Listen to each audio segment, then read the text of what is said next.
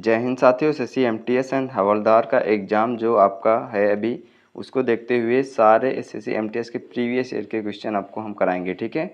और ये क्वेश्चन बहुत इंपॉर्टेंट हैं, आपके एग्जाम में ज़रूर पूछे जाएंगे, तो क्लास को पूरा देखिएगा और चैनल पर नए हैं तो चैनल को सब्सक्राइब जरूर करें। चलिए क्लास को शुरू करते हैं।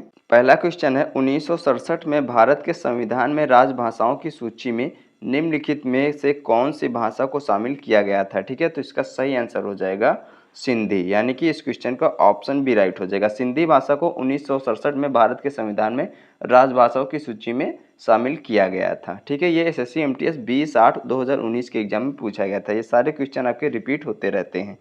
नेक्स्ट क्वेश्चन है, भारत के संविधान में राज्यसभा के लिए सदस्यों के नामांकन की प्रक्रिया निम्नलिखित में से किस देश के संविधान से ली गई है, ठीक है। भारत के संविधान में राज्यसभा के लिए सदस्यों के नामांकन की प्रक्रिया निम्नलिखित में से किस देश के संविधान से ली गई है। तो इसका सही आंसर हो जाएगा ऑप्शन सी, आयरलैंड, ठीक है। ये आयरलैंड के संविधान से ली गई है, तो इस क्वेश्चन का ऑप्शन सी राइट हो जाएगा। नेक्स्ट क्वेश्चन है, राज्य किसी भी नागरिक के साथ धर्म, मूलवंश, जाति, लिंग, जन्म स्थान या उनमें से किसी के आधार पर कोई भेदभाव नहीं करेगा। यह किस अनुच्छेद में दिया गया है। तो इसका सही आंसर हो जाएगा अनुच्छेद 15, ठीक है। यानी कि इस क्वेश्चन का ऑप्शन सी राइट हो जाएगा।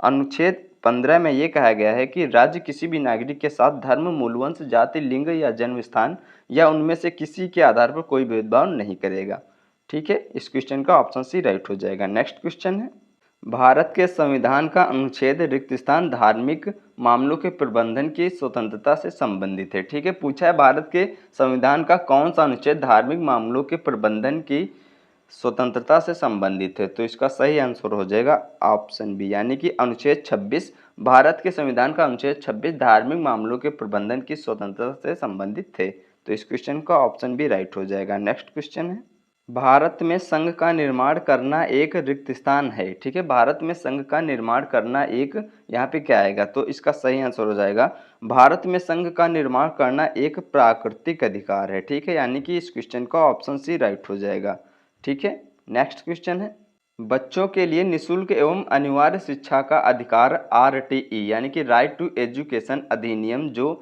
6 से 14 वर्ष के बच्चों को शिक्षा का मौलिक अधिकार देता है, इससे किस वर्ष सहमति मिली थी, ठीक है। तो इसका सही आंसर हो जाएगा यानी कि वर्ष 2009, ठीक है। इसे 2009 में सहमति मिल गई थी। बच्चों के लिए निःशुल्क एवं अनिवार्य शिक्षा का अधिकार राइट टू एजुकेशन अधिनियम जो 6 से 14 वर्ष के बच्चों को शिक्षा का मौलिक अधिकार देता है, ठीक है। इसे 2009 में अनुमति मिल गई थी और ये 1 अप्रैल 2010 से लागू हुआ था, ठीक है। नेक्स्ट क्वेश्चन है, लोक लेखा समिति यानी कि पब्लिक अकाउंट्स कमेटी के सदस्य कितने अवधि या वर्ष के लिए नियुक्त किए जाते हैं, ठीक है। लोक लेखा समिति के सदस्य कितने अवधि के लिए, कितने वर्ष के अवधि के लिए चुने जाते हैं। तो इसका सही आंसर हो जाएगा ऑप्शन है, यानी कि 1 वर्ष के लिए, ठीक है। लोक लेखा समिति के सदस्य 1 वर्ष की अवधि के लिए चुने जाते हैं। इस क्वेश्चन का ऑप्शन है राइट हो जाएगा। नेक्स्ट क्वेश्चन है, भारतीय कम्युनिस्ट पार्टी सीपीआईएम का गठन किस वर्ष हुआ था, ठीक है। भारतीय कम्युनिस्ट पार्टी का गठन किस वर्ष हुआ था। तो इसका सही आंसर हो जाएगा ऑप्शन बी, 1964 में भारतीय कम्युनिस्ट पार्टी का गठन हुआ था। नेक्स्ट क्वेश्चन है, सबसे पहले बौद्ध ग्रंथ लिखे गए थे, ठीक है, किस भाषा में लिखे गए थे। तो इसका सही आंसर हो जाएगा ऑप्शन ए, सबसे पहले बौद्ध ग्रंथ पाली भाषा में लिखे गए थे, ठीक है। इस क्वेश्चन का ऑप्शन ए राइट हो जाएगा। नेक्स्ट क्वेश्चन है, निम्नलिखित में से कौन प्राचीन भारत में चिकित्सा के विषय में योगदान करता था, ठीक है। कौन था भारत में चिकित्सा के विषय में योगदान करता। तो इसका सही आंसर हो जाएगा ऑप्शन सी, यानी कि चरक, ठीक है। प्राचीन भारत में चिकित्सा के विषय में योगदान करता चरक थे, ठीक है। चरक ने चरक संहिता लिखी थी, यानी कि इस क्वेश्चन का ऑप्शन सी राइट हो जाएगा। नेक्स्ट क्वेश्चन है, दिल्ली सल्तनत के प्रशासन के संदर्भ में निम्नलिखित में से कौन सा राज्य पत्राचार विभाग था, ठीक है। दिल्ली सल्तनत के प्रशासन के संदर्भ में निम्नलिखित में से कौन सा राज्य पत्राचार विभाग था। तो इसका सही आंसर हो जाएगा ऑप्शन डी, दीवाने ईसा, ठीक है। दीवाने ईसा दिल्ली सल्तनत के प्रशासन के संदर्भ में निम्नलिखित पत्राचार राज्य पत्राचार विभाग था। तो इस क्वेश्चन का ऑप्शन डी राइट हो जाएगा।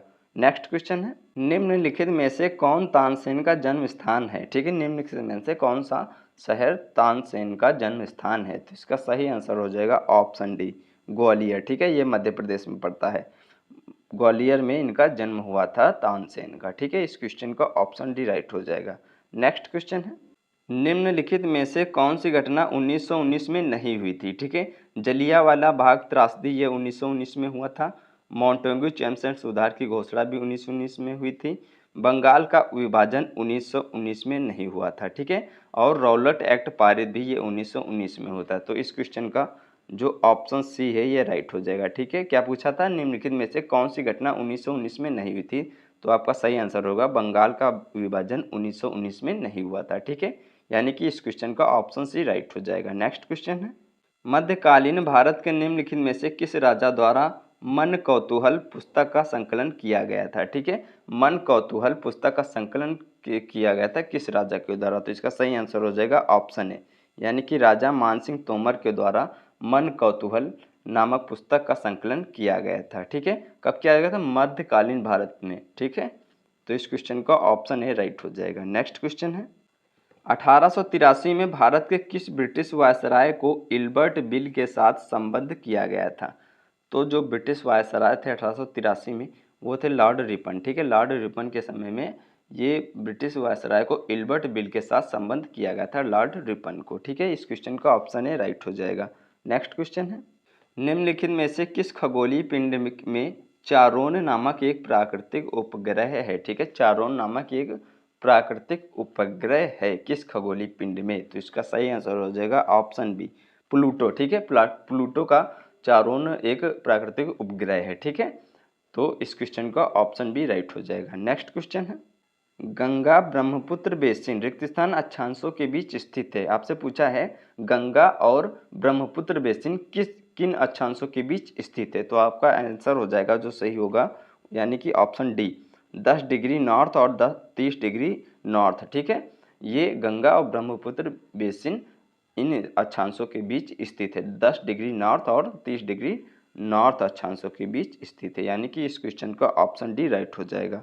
नेक्स्ट क्वेश्चन है, महासागर ऊर्जा संरक्षण के संदर्भ में ओईटीसी में टी का अर्थ क्या है? ठीक है, तो टी का अर्थ जो होता है वो होता है थर्मल, और थर्मल को हिंदी में कहते हैं तापीय। ठीक है, क्या कहते हैं? तापीय, यानी कि टी का अर्थ होता है तापीय, यानी कि इस क्वेश्चन का ऑप्शन बी राइट हो जाएगा।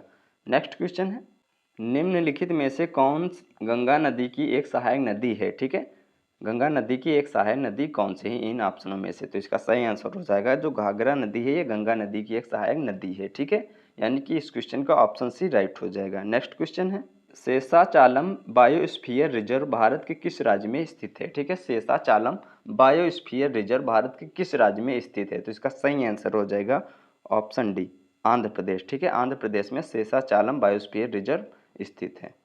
नेक्स्ट क्वेश्चन है, गोवा राज्य का कुल क्षेत्रफल कितना है? ठीक है, गोवा राज्य का कुल क्षेत्रफल कितना है? तो इसका सही आंसर हो जाएगा 3702 किलोमीटर स्क्वायर, यानी कि 3702 किलोमीटर स्क्वायर गोवा राज्य का कुल क्षेत्रफल है, और ये भारत का सबसे छोटा राज्य है। ठीक है, यानी कि इस क्वेश्चन का ऑप्शन डी राइट हो जाएगा। नेक्स्ट क्वेश्चन है, निम्नलिखित में से किसने सबसे पहले यह तर्क दिया था कि उच्च घाटे की स्थिति में लोग अधिक बचत करते हैं?